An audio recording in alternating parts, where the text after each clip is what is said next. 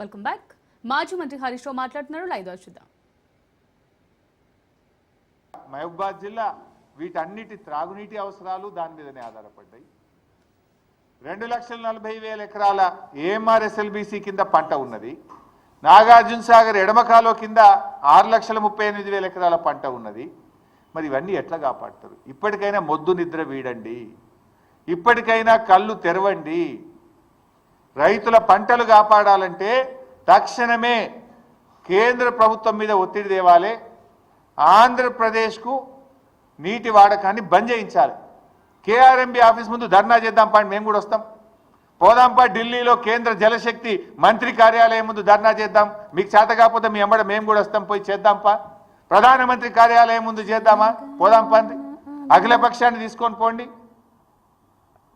అంటే ఏం మిమ్మల్ని గెలిపించి పంటలు ఎండబట్టడానిక? రేపు వేసవి కాలంలో త్రాగునీటికి ప్రజల్ని ఇబ్బంది పెట్టడానిక? ఇప్పటికైనా ఆంధ్రప్రదేశ్ మిగిలింది 9 టీఎంసీలే. రావాల్సింది మనకు 121, 123, ఉన్నది 100. ఇప్పటికైనా ఏం చేయాలి?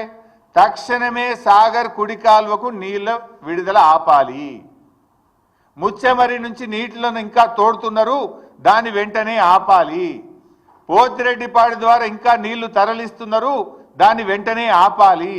ఈ ఉన్న 100 టీఎంసీలన్నా మనం తెచ్చుకుంటే ఆ కల్వకుర్తి కానీ, నెట్టంపాడు కానీ, భీమా కానీ, కోయిల్ సాగర్ కానీ, ఏఎంఆర్ ఎస్ఎల్బీసీ కానీ, సాగర్ ఎడమ కాలువ కానీ, ఈ మహబూబ్ నగర్, నల్గొండ, ఖమ్మం, హైదరాబాద్ త్రాగునీటి అవసరాలకు కొద్దో గొప్పో మనం సర్దుకొని వ్యవహారాన్ని నడిపించుకునే అవకాశం ఉంటుంది. లేకపోతే మీరు ఇట్లనే మొద్దు నిద్రపోతే ఇటు ఖమ్మం, నల్గొండ, మహబూబ్ నగర్లో పంటలు దెబ్బతింటాయి. ప్రజలకు రేపు త్రాగడానికి కూడా నీళ్లు లేక ఇబ్బంది పడే పరిస్థితి వస్తుంది. ఇది ముమ్మాటికి కాంగ్రెస్ ప్రభుత్వ వైఫల్యము. ఈ ప్రభుత్వం చేష్టలుడికి చూస్తున్నది, మొద్దు నిద్రపోతున్నది. కనుకనే ఆంధ్రప్రదేశ్ తన ఇష్టం వచ్చినట్టుగా నీటిని ఇవాళ తరలిస్తా ఉన్నది. ఆలోచించండి. ఇప్పటికైనా మొద్దు నిద్ర వీడండి. మీకు చేత కాకపోతే మీ ఎంబడి మేము వస్తాం. ఏడ ధర్నా చేద్దామో చెప్పండి, మేము రావడానికి రెడీగా ఉన్నాం. ఇవాళ ఏమైంది?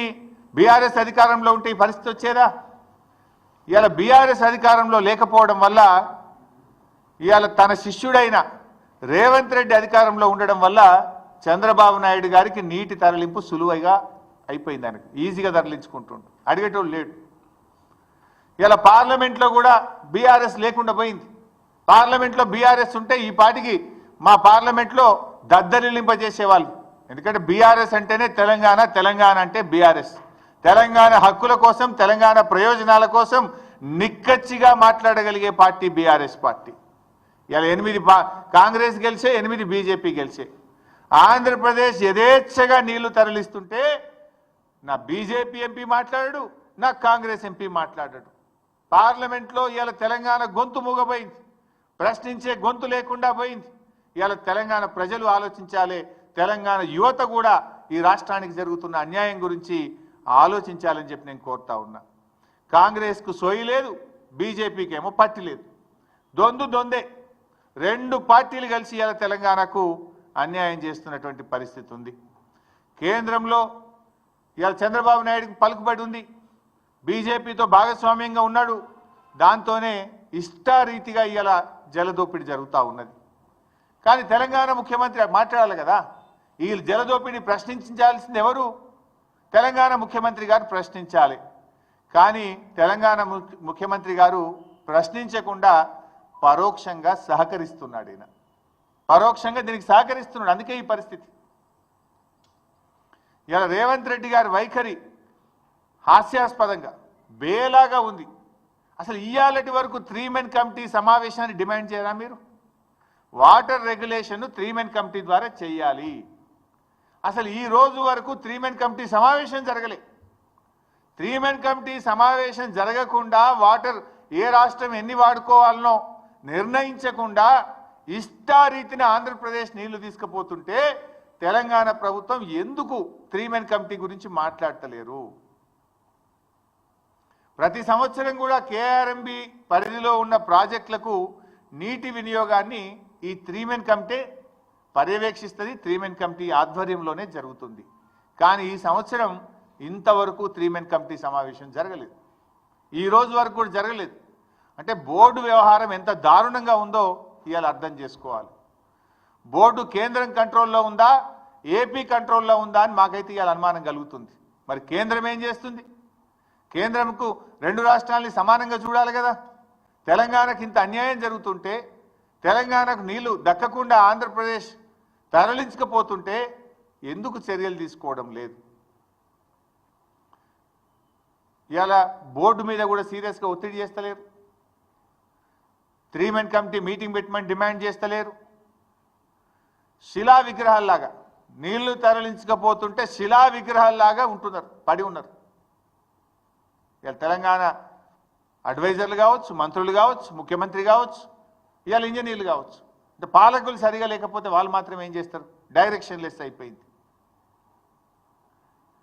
ఏపీ నీటి తరలింపును ఇప్పటికైనా అడ్డుకోకపోతే మన ఆయకట్టుకు దెబ్బ తగిలే అవకాశం ఉంది. అది సాగర్ ఆయకట్ట, ఏఎంఆర్ ఎస్ఎల్బిసి ప్రాజెక్టా, మరి లిఫ్ట్ ఇరిగేషన్ స్కీమ్సా, చెరువుల కిందన రేపు పూర్తిగా దెబ్బతినే అవకాశం ఉంది. ఇప్పుడు ఏమైంది, సాగర్లో నీటి మట్టం పడిపోతే రేపు హైదరాబాద్ డ్రింకింగ్ వాటర్ కూడా ప్రమాదంలో పడే అవకాశం ఉంది. సో రాష్ట్ర ప్రభుత్వం మొద్దు నిద్ర వీడాలి, ఇప్పటికైనా సోయి తెచ్చుకోవాలి, తక్షణం దీని మీద స్పందించాలని చెప్పి డిమాండ్ చేస్తూ ఉన్నాం. కేంద్రం మీద ఒత్తిడి తీసుకురండి. ఒకవేళ అవసరమైతే అఖిలపక్షాన్ని ఢిల్లీకి తీసుకువెళ్ళండి. అఖిలపక్షం ఆధ్వర్యంలో కేంద్ర జల వనరుల శాఖ మంత్రి ఇంటి ముందు ధర్నా చేద్దామా, ప్రధానమంత్రి కార్యాలయం ఇంటి ముందు ధర్నా చేద్దామా, ఏం చేయడానికైనా మేము సిద్ధం. మేల్కొనండి, రాష్ట్ర ప్రయోజనాలు కాపాడాలని చెప్పి మేము డిమాండ్ చేస్తూ ఉన్నాం. ఇలా బీజేపీని కూడా అడుగుతా ఉన్నా నేను, మీరు కూడా 8 ఎంపీలు గెలిచింది కదా, మరి బీజేపీ 8 ఎంపీలు, 2 కేంద్ర మంత్రులు ఈ రాష్ట్రం నుంచి ఉన్నారు, ఎందుకు?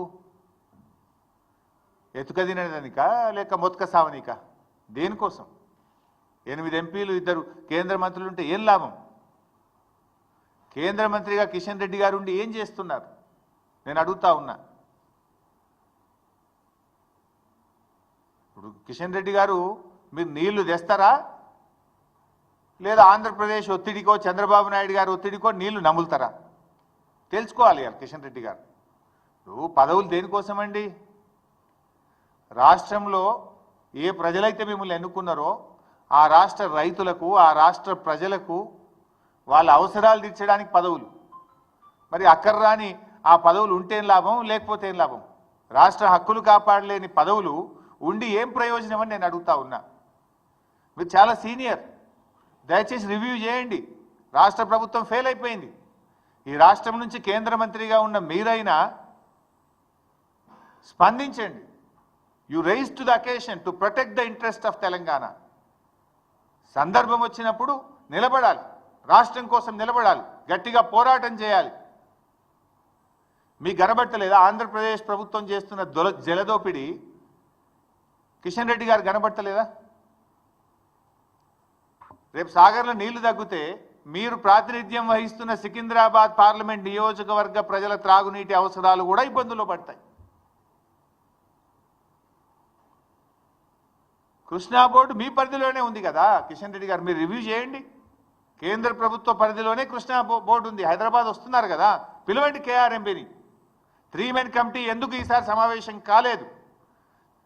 కేఆర్ఎంబీ అనుమతి లేకుండా 3 మెన్ కమిటీ నిర్ణయించకుండా 666 టీఎంసీల నీళ్లను ఆంధ్రప్రదేశ్ ఎట్లా తీసుకుపోయిందో ప్రశ్నించండి. ఎందుకు అడగరు మీరు? మీ ప్రతాపం ఎంతసేపు మా మీదనేనా? రాష్ట్ర ప్రయోజనాలు కాపాడడం మీద మీ ప్రతాపం చూపండి, మీ సత్తా చూపండి. ఈ రాష్ట్ర ప్రయోజనాలు కాపాడండి. సో ఈరోజు